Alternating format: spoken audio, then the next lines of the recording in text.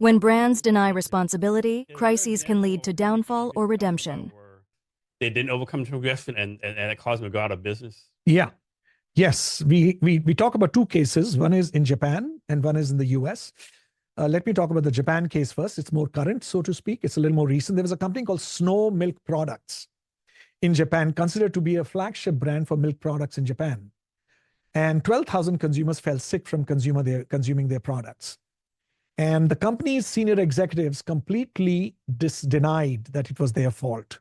They distanced themselves from the problem that these consumers were facing.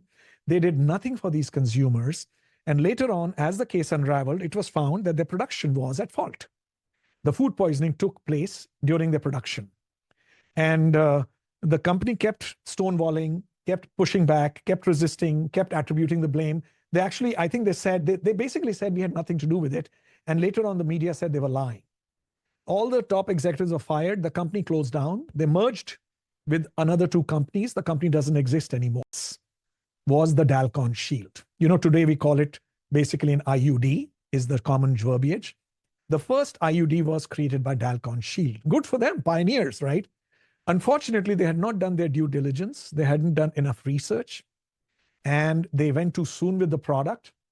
And the product was very successful. Almost 4 million shields were installed in the bodies of women. 2.7 in US alone. And then the trouble started when women started complaining of the pain that they were experiencing with the shield in their body. And some of them started developing horrible diseases.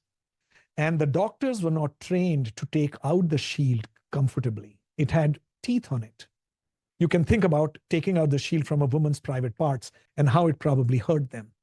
And the company said even a novice can take out the shield. The company did not go public with the dangers of the shield for 8 years.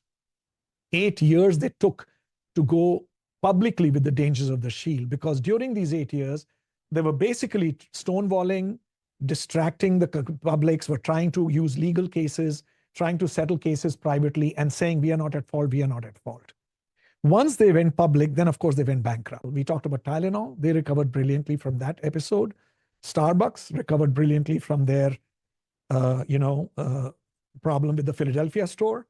And we think Boeing has got into trouble because of the way they've handled it. Yeah. They handled it very badly, in our opinion. The first CEO who was in charge of this problem, Dennis Muhlenberg, was fired because the first crash took place proactive. I don't know the details, and I will definitely make a note of reading up this story because we have a website where we're covering news stories, so I'll definitely cover it. Thank you for sharing that with me. If the CEO reacted fast, one of the principles is act with lightning speed.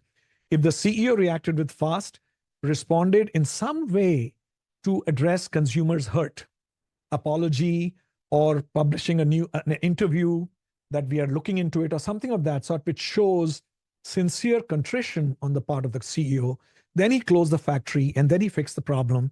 Kudos to him. Oh, I don't live in Chicago. I don't live in Chicago. Oh, I don't live in that neighborhood of Chicago. That's exactly right. It happened in Chicago. I live in Nashville. It doesn't happen to me. Or they didn't know about it. Many people are not aware of it. Before the internet, right? That's right. So you told me about this ice cream thing. If I had gone to Texas, I wouldn't have known. Yeah. So there's an awareness issue. There is a denial issue, or there's a self-positivity. This can't happen to me. And there's a strong brand, which oftentimes serves as a cushion. I'm going to pull something real fast. That's right.